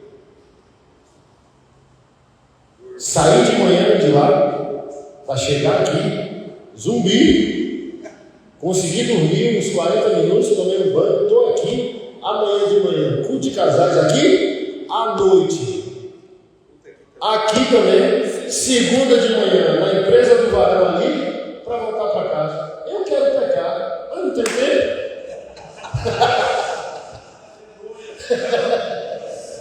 Eu vou pecar. Todo o tempo livre precisa de uma soneca, reabastecer o espírito e o corpo. Mas voltando aqui, não duvide de você. Um grande homem de Deus diz que um desviado é mais destrutivo ao reino de Deus que um demônio. Não duvide de você. A gente julga Davi, né? Se a gente tivesse na circunstância dele, talvez era igual ou pior. A gente julga Adão, mas a gente faria igual. Não duvide de você. O seu pecado vai nascer na leveza. Está sobrando, estou com tempo livre, já deu certo, vou mandar um funcionário. Aqui quem é empresário, empreendedor, o seu nome chegou onde está por causa de você. Então o olhar sempre tem que ser o seu. Não, agora eu tenho mais 10 que fazem tão bom quanto eu, mas contratam você por causa de você. Não contratam você por causa do seu funcionário. Isso é começar a cair. Quando você fala, cresci demais, não preciso ser tão excelente como eu era quando comecei. Não preciso ser tão chato como eu era quando comecei. Se quer continuar, tem que ser chato. Tem que ser zeloso desse leite como era. Se eu não quero pecar, mesmo querendo, eu tenho meus radicalismos, e um deles é um abraço de mulher. Amanhã aqui, né, vai estar os casais, você vai ver. Pastor, nós vamos fazer uma foto com ele. Eu vou te abraçar, mas eu vou apertar a mão da sua mulher, um abraço da mulher, para evitar um monte de problema.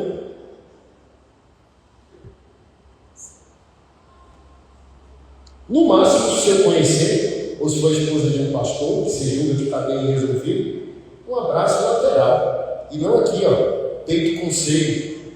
É inconveniente. Porque se for bem dado o abraço, vai ficar todo mundo em dúvida. O pastor vai ficar em dúvida. Será que foi isso? E a varoa vai ficar em dúvida. Será que foi? Aí vai todo mundo embora em dúvida. E é essa dúvida que o diabo bota os ovos. Aí daqui a pouco vai para o Instagram, e hoje nesse mundo carente, curtir uma foto. Olha que doideira, né? O Instagram bota curtir com o coração. É um problema, cara. Por que não bota curtir com a flecha? Curtir com o joinha? Bota curtir com o coração. Quem está carente será? Aí a gente não tem protocolo.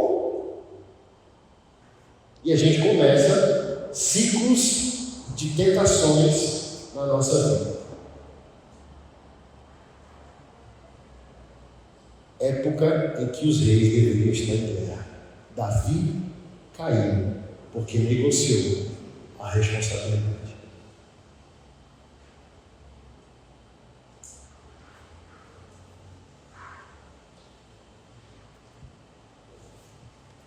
O desenrolar da história vai ser só.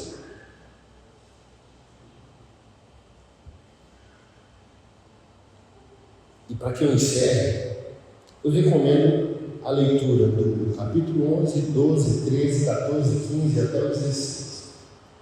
Por que a gente não pode usar, voltando ao início da pregação, o exemplo do rei Davi para justificar nossos pecados? Porque ele falhou um dia na responsabilidade, mas ele não era irresponsável. Sempre foi responsável. Por isso que, diferente de Adão pecou, sim ou não? Deus disse, foi você? Não. Davi pecou. O profeta disse, foi você? Foi. Pode, quem é bom leitor de Bíblia, Davi, o amor de Deus por ele não diminuiu. Ele pecou tão gravemente e não mudou o apreço de Deus por ele.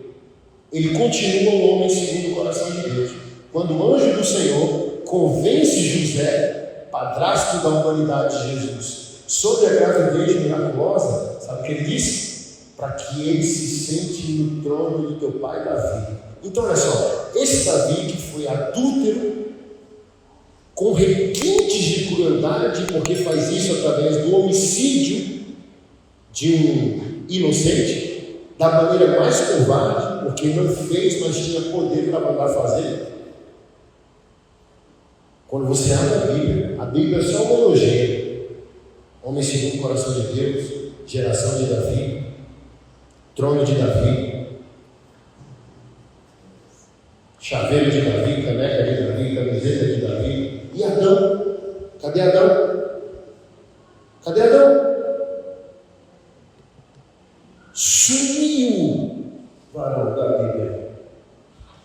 Davi peca gravemente, não some, continua na Bíblia e continua protagonizando.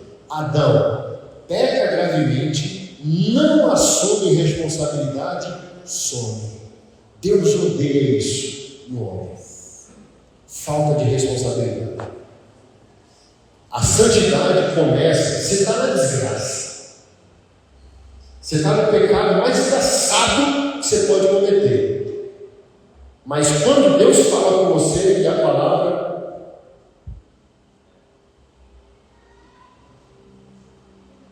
ele vem aqui assim, para arcar com a minha responsabilidade. E o outro, Adão! E até hoje parece. E a maioria de nós, até hoje, um Deus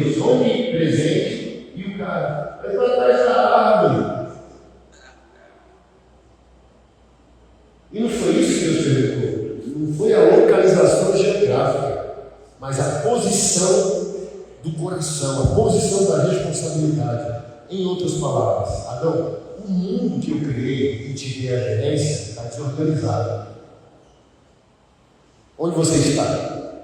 Então não é a posição geográfica, era a posição dele em Deus que dava a ele a autoridade para ele gerenciar o ambiente criado.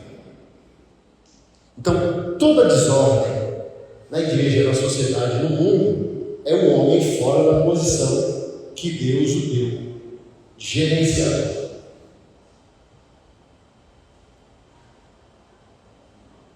O Pentateuco, a Torá, os 5 primeiros livros da Bíblia, a maioria dos historiadores, tradutores, teólogos, pastores afirmam ser escritos de Moisés. E obviamente Deus é soberano, eu creio radicalmente na soberania de Deus. Porém, eu pergunto com os meus botões: se a Bíblia em Gênesis afirma que Deus criou e não deu nome, Deus cria, está lá escrito, Deus cria tudo, chama Adão e ordena Adão a dar nome a tudo que ele criou. Inclusive, o nome da mulher não foi Deus que deu, foi o próprio Adão. Porque esse é o poder do masculino e do paterno. Dar nome. Não poderia ser de Adão, os 5 primeiros livros da Bíblia, mas não tem uma oração que o nosso irmão fez. Não está escrito assim, ó, e Adão orou, e Adão ofertou a Deus. Nada. Depois da queda, nada mais. Por quê? Irresponsabilidade. Nem sempre a culpa será sua, mas sempre será sua responsabilidade. Seu filho erra socialmente, a culpa é sua? A responsabilidade é. Que você é o guardião. Pastor Douglas Wilson escreveu um livro chamado Marido Federal. Federal do latim, pactual. E ele vai trabalhar Adão e Jesus. A culpa do pecado é de Jesus, mas ele, como marido federal, assume o boleto da mulher dele e paga. Adão era um marido pactual, federal, mas não quis se responsabilizar pelo erro da esposa.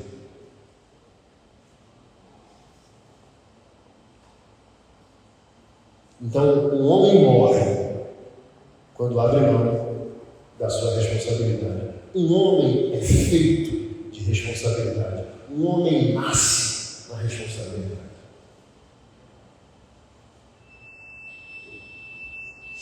E Davi é um dos maiores exemplos na Bíblia de responsabilidade. Eu não vou ler, por isso que eu dei dever de casa para você, mas não queira usar o exemplo dele, senão vai pagar o que ele pagou, ok? Aqui no capítulo 12, verso 7, só fazer essa leitura rápida para você. Então Natã, o profeta, disse a Davi: você é esse homem. Assim diz o Senhor, Deus de Israel: eu te ungi rei, o livrei das mãos de Saul, dei a casa e as mulheres do seu Senhor, os reinos de Israel e Judá, e se isso não bastasse, teria lhe dado muito mais. Por que então você desprezou a palavra do Senhor e fez algo tão horrível? Você assassinou Urias o Hitita com a espada dos amonitas e roubou a esposa dele. De agora em diante, a espada não se afastará da sua casa, pois você me desprezou ao tomar para si a esposa de Urias. Assim diz o Senhor: da sua própria família farei surgir seu castigo. Tomarei suas mulheres diante dos seus olhos e as darei a outro homem. Ele se deitará com elas à vista de todos. O que você fez em segredo, eu farei acontecer de dia, para que Israel assista. Por isso que, se você me conhece meu ministério, pode achar que eu pego pesado com o pastor. Pego não? Porque a Bíblia é o Instagram de Deus. E quando o homem de Deus está arrependido, o menor dos seus problemas é a reputação. Porque Porque se Deus já sabe, o que importa você saber? Se vai usar o exemplo do rei Davi, tem que entender que a história dele está exposta. Não tem arrependimento privado para um ministério que é público, para uma missão que é pública. É isso. Você fez escondido, mas eu, Davi, vou fazer de dia, televisionado. Ele ficou com drama, infantilização, terceirização de culpa, paga o boleto. Só pode usar o nome de Deus como exemplo se pagar o que ele paga. Então, tudo isso aqui não foi balela, se cumpriu. Por isso você tem que ler o 11, 12, 13, 14, 15 e 16, que é o último. É o Absalão como vingador da sentença de Deus. Tudo isso aqui aconteceu. De agora em diante a espada não vai sair da sua casa. Amnon, o filho mais velho, estupra Tamar, sua própria irmã. Olha que desgraça. Você quer isso na sua família? Quer? E por que você acha que Davi é o exemplo do seu pecado? Um boleto desastroso desse para pagar. Um irmão estuprando a própria irmã. Com febre de tesão, está escrito. E ele ficou doente pelo desejo pela irmã. É uma maldição, cara. É um julgamento de Deus. Te perdoou, porém haverá consequências na tua casa. Está escrito na palavra do Senhor, nesse contexto, que ele ficou irado pelo estupro, mas não repreendeu o filho, não repreendeu Amnon. Por quê? Pecado tira a coragem, pecado gera covardia. Se ele confrontasse o filho, talvez ele ouvisse de volta. Quem está me repreendendo é o mesmo homem que matou o inocente para ficar com a mulher dele. O pecado gera covarde. E você não tem que aceitar. Eu estou dando esse exemplo, mas eu não concordo com essa omissão de Davi. Porque se Deus te perdoou, está perdoado. Se Deus te perdoou, se perdoe.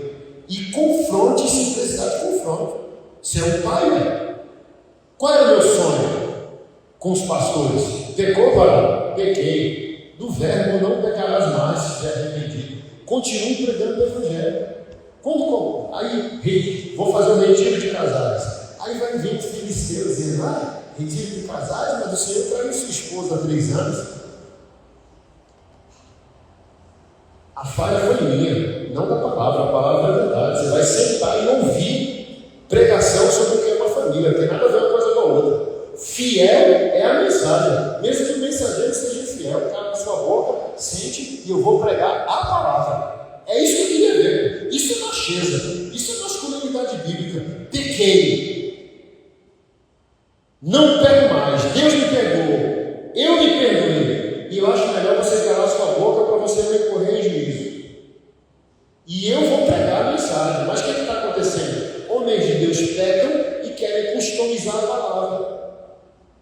Pregar customizado, para não ser confrontado de volta. E é natural a criptonita. Davi sentiu o poder da criptonita. Foi omisso com seus filhos, nesse contexto aqui, talvez fosse parte da personalidade dele, ou foi culpa. Não fez nada. Absalão, que era o irmão direto de Tamar, esperou 2 anos e matou o irmão, por vingança ao estupro. Olha que desgraça. Só isso já é o salário do pecado, por ter feito isso com Urias. A espada não vai sair da sua casa, ela vai devorar a sua casa. Se não bastasse, aqui em 2 Samuel, capítulo 16, está escrito que Absalão tinha um melhor amigo, chamado Aitofel. Olha o nome do desgramado. Cuidado, com quem você chama de amigo. Olha o conselho do melhor amigo de Absalão. Transe com todas as mulheres do seu pai para você mostrar para Israel que é irreconciliável a relação de vocês. Mas foi sentença do Senhor. O profeta disse, o que o profeta disse? Da sua própria família farei surgir seu castigo. Tomarei suas mulheres diante dos seus olhos e darei a um outro homem. Da mesma janela que Davi cobiçou Betseba, Absalão montou uma tenda, uma cama e transou com todas as mulheres do pai dele. E a população é ali, ó, como se fosse o mezanino do sol ali. Está ali a varanda do rei. O filho dele monta uma tenda, uma cama, transa a mar livre e o povo de Deus perplexo orando aqui. De dia, como foi prometido.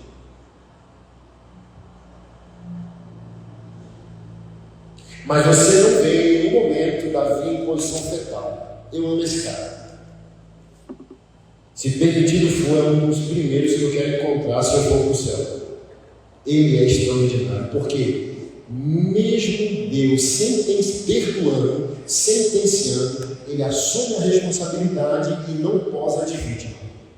Como Paulo disse, né? Eu não aceito o juízo de ninguém contra mim, nem eu me julgo.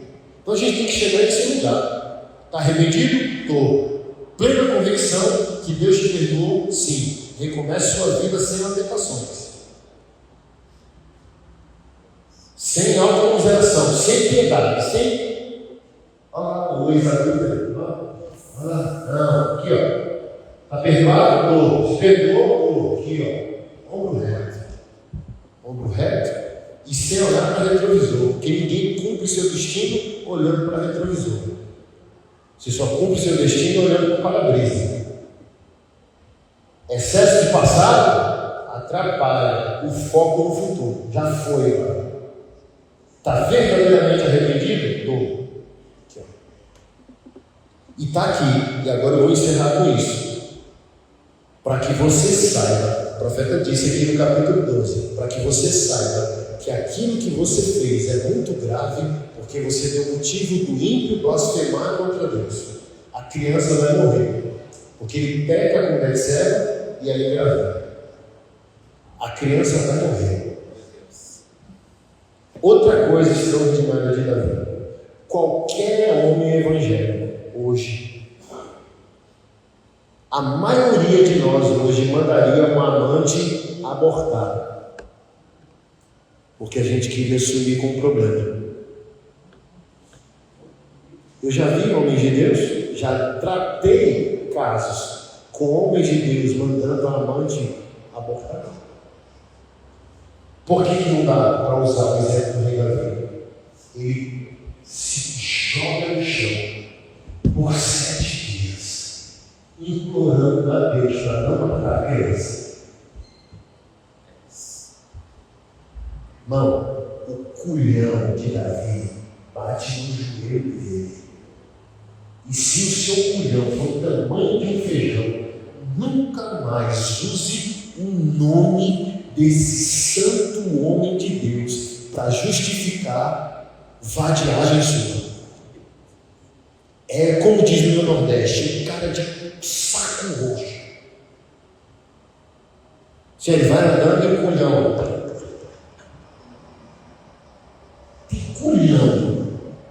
Quando Salomão, filho dele, filho de Betseba, desvia, peca, idolatra, Deus aparece mais uma vez a ele dizendo: o meu povo não perecerá por amor ao seu pai.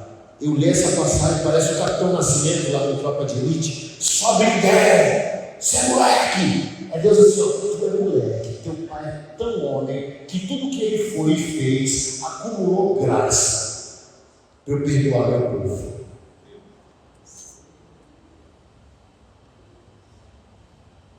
Porque Davi pecou, mas não idolatrou, como Salomão fez. Salomão desviou o coração do Senhor da igreja. Davi só pecou.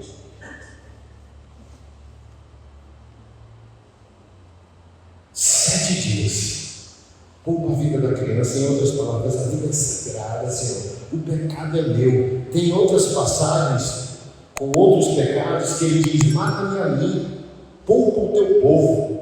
Homem de Deus verdadeiro, verdadeiros adoradores têm um tipo de alma de herói. Entendeu? Senhor, trata comigo. Vem brigar comigo. Poupa o teu povo. É comigo que o Senhor trata. Vem. Porque só dá para confiar em homens de Deus se eles mancam. É isso. Lembra do servo de Deus? Lutando na madrugada com... Então assim, ó, se você vê um cara que diz que é homem de Deus, mas vê o Zé bonitinho, confia não. Homem de Deus verdadeiro tem cicatrizes. Homem de Deus manca. É isso.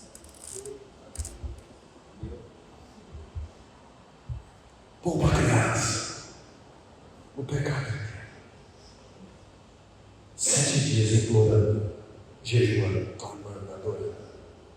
Aí os servos conversando, ele entendeu que a criança morreu. A criança morreu? Sim, morreu. Aí está escrito na palavra do Senhor. Davi levantou do chão, lavou-se, perfumou-se, trocou de roupa, foi ao templo, adorou o Senhor, voltou ao palácio, pediu que lhe trouxessem comida. Seus servos ficaram perplexos. Não te entendemos, disseram. Enquanto a criança estava viva, o Senhor chorou e jejuou. Agora que a criança morreu, o Senhor parou de lamentar e voltou a comer. No verso 24 do capítulo 12 está escrito: então Davi consolou Betseba, sua mulher, e teve relações sexuais com ela. Eu estou encerrando. Essa aqui é a parte mais importante do dever de casa. 7 dias implorando para Deus não matar a criança. Deus mata a criança. Ele levanta do chão. Mas quando ele levanta, a maneira com a qual ele levanta do chão já deixa todo mundo perplexo. Porque ele não levanta como derrotado. Ele não levanta como vítima. Ele levanta como um homem consciente. Não apenas do perdão de Deus, mas de toda a consequência que ele vai ter que pagar. Então ele não levanta, tenho pena de mim. A maneira que ele levanta já deixa todo mundo. Por quê? Todo mundo ama uma vítima. Hoje não está na moda? Quanto mais vítima você é, agora no século XXI, melhor. Entendeu? A certeza hoje é um problema. A convicção hoje é um problema, porque o mundo está em dúvida. E o homem de Deus se levantou do chão. Isso aqui é poderoso. Levantou do chão. Levante do chão, cara. Você não é verme. Você não é Satanás para rastejar. Você é filho de Deus chamado para sentar na mesa. Levante do chão. Está arrependido? Estou. Pare de lamuriar. Levante do chão. Porque Deus não precisa do seu chororô para te perdoar. Só precisa da tua assertividade. O homem é assertivo. Fale com Deus, não fique de chororô. Não fique de charminho emocional. Está arrependido? Estou. Levante desse chão e prove que você está arrependido. Se lavou, se perfumou, pegou o melhor perfume, se vestiu, foi para a igreja, adorou, voltou, jantou e depois transou com Betseba. E ela já imediatamente ficou grávida de Saul. Quando Deus me deu o rema, eu chorei muito, porque isso aqui parece carnal. O problema começa com Betseba. E o cara é tão irresponsável que transa com ela de novo. Ele não estava arrependido. É a leitura superficial. Quando você entende o contexto, você fala: que gigante. Davi é um gigante. Davi é um gigante. Por quê? Qualquer homem, nesse contexto dele, principalmente ele como rei, pode continuar a vida tranquilamente. Porque é um varão. Ela não. porque ela já não é mais virgem. E a varoa, no contexto judaico e no contexto judaico-cristão do Novo Testamento, o casamento é concretizado. As testemunhas ficam ali, os pais ficam ali, os noivos entram por quarto da núpcia e uma testemunha vai trazer um lençol manchado de sangue pelo rompimento do ímã. Se não houver um rompimento do ímã, eu não sei se eles tinham conhecimento que existem ímã elástico, que não rompe, não sangra, mas poderia ser denunciado como uma varoa sem caráter. Ela não era virgem, era sem moral, transou antes do casamento. Então, Davi, como homem de Deus, entendeu que ele destruiu a vida de Betseba. Ela não poderia ser mais esposa de ninguém. Ela poderia ser escrava, prostituta, serva, babá, esposa, não mais. Ele destruiu a vida dela. E o texto do amor cristão, 1 Coríntios 13, diz que o amor não se alegra com a injustiça. E o homem de Deus é um homem justo.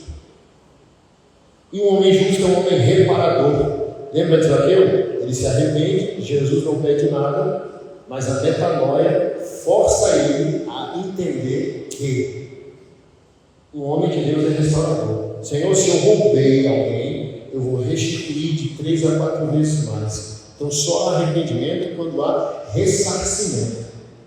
Então esse processo de Davi se levantar, tomar banho, se perfumar, ir para a igreja, voltar, jantar, é o período que o Espírito do Senhor trabalha com a razão dele e faz ele enxergar o problema que ele criou para essa moça. E a lei, enferma pela carne, como diz Paulo aos Romanos, Deus tolerava a poligamia, não autorizava. Foi uma tolerância porque transformação plena só em Jesus. A gente pode ter mais de uma mulher em Jesus? Porque agora a gente está plenamente transformados.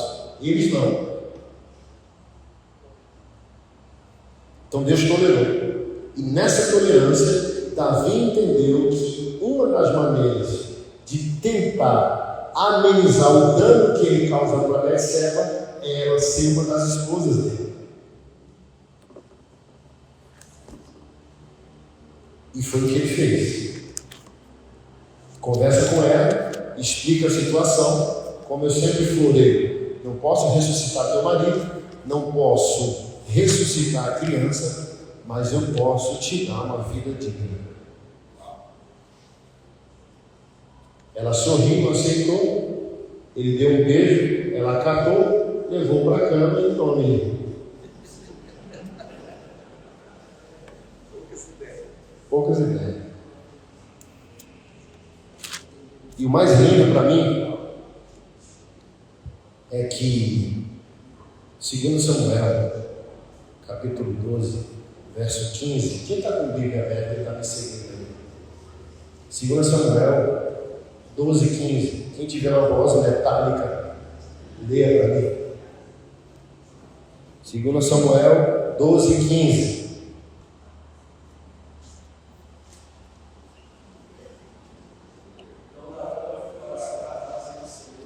Calma, calma. Quem é que vai falar?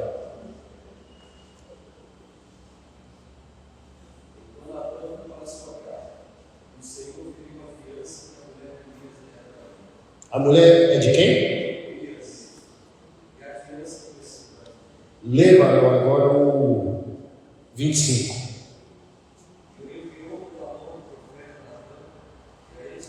Não, 24, desculpa.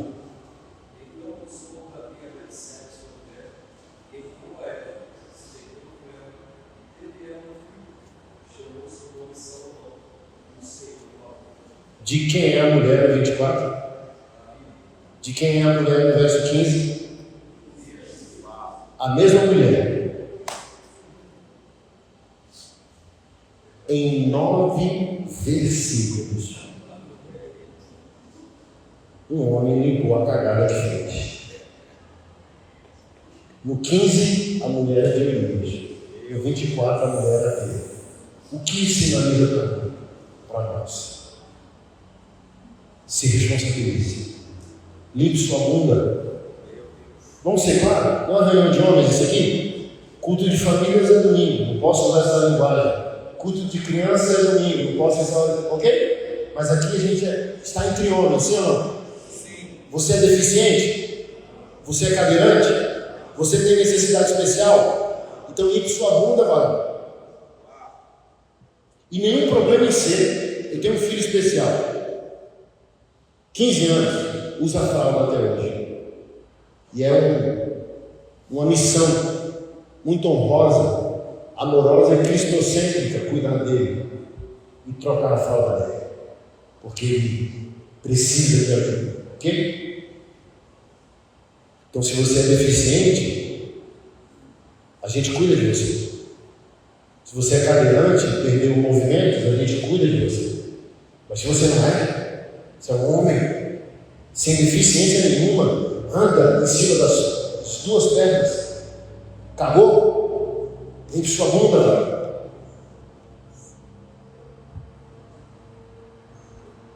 Não faça homens de Deus limparem as cagadas que homens sem Deus estão fazendo. 9 versículos. Davi limpou a cagada que ele fez.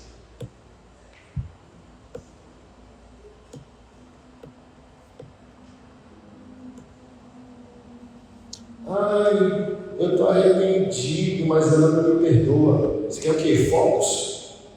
Festa? Você jogou lama no seu nome. E é o seu dever limpar seu nome. Você está arrependido? Bom para você. Agora você perdeu a confiança de todos.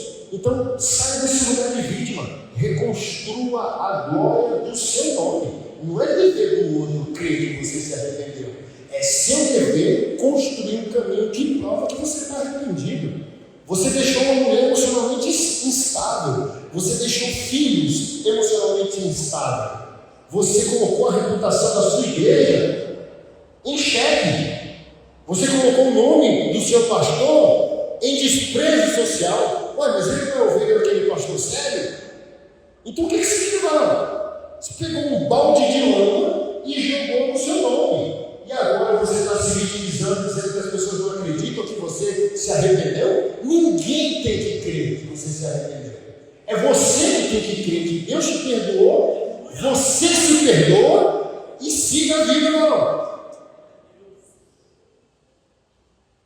Igual Pedro, o Pedro do Evangelho, todo impetuoso, errado, violento, agressivo, arrancou a orelha de mal por fora, mas em Atos dos Apóstolos, a sociedade, é escrito por Lucas, a sociedade perguntou: esse homem é o mesmo homem que nós conhecemos anos atrás? Sim, é o mesmo homem. A sociedade disse: então verdadeiramente ele esteve com esse Jesus. Esse é seu dever. Você defecou há 10 anos atrás, está com a bunda limpa em 2024, deixa todo mundo perplexo. Aqui, quem tem ex-esposa, você tem que chegar a um lugar de tamanha excelência que você vai deixar essa mulher reflexiva. Porque até para ser ex-marido tem que ser homem. Porque o maior legado seu para o seu filho é a maneira com a qual você trata a mãe dele, seja ela esposa ou ex. Se você tem uma ex e trata ela igual lixo, e vocês ficam brigando por dinheiro e guarda, você já deu a pior lição para o seu filho. Porque não existe um bom pai onde existe um péssimo marido ou um péssimo ex-marido. Seja um ex com respeito. Não deu certo? Bem, um dos meus livros da Bíblia, existe vida além do divórcio? Compre essa linha. A vida não é sempre exata. Eu mesmo posso não estar casado daqui a 10 anos. Que garantia tem no futuro? E uma relação depende de dois, não é só de um. Mas seja um homem. Até que seu filho falar, meus pais não deram certo, mas meu pai adora. Não fica essa cachorrada, entendeu?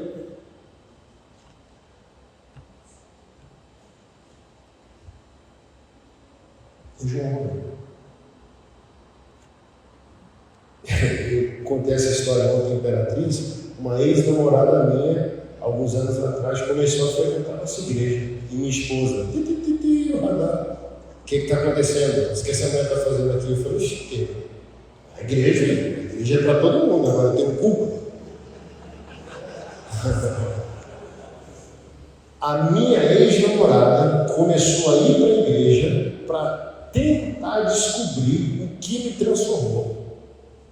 Como é possível aquele cara de 15 anos atrás hoje ser um pastor de renome mundial, escritor de livros?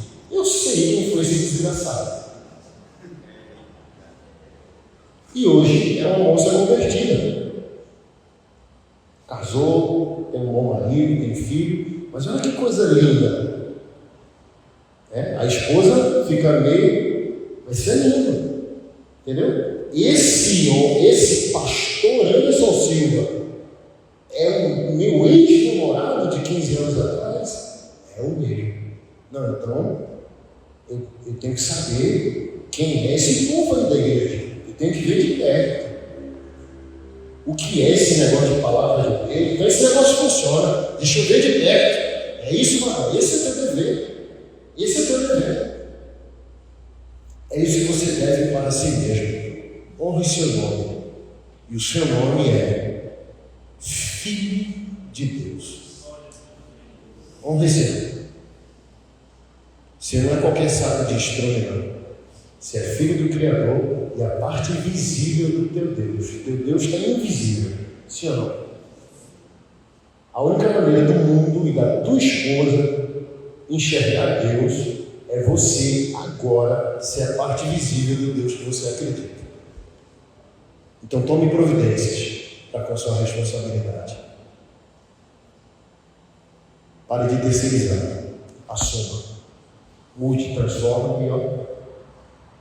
Sem retrovisor. Retrovisor é só o ponto de referência para não matar o motoqueiro.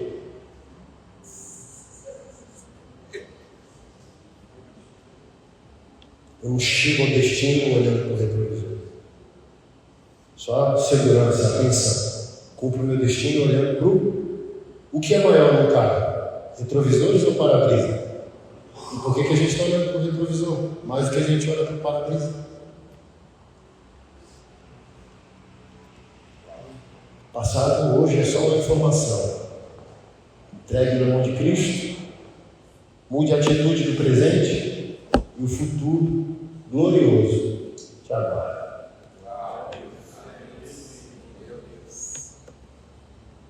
Fica de pé e vamos orar.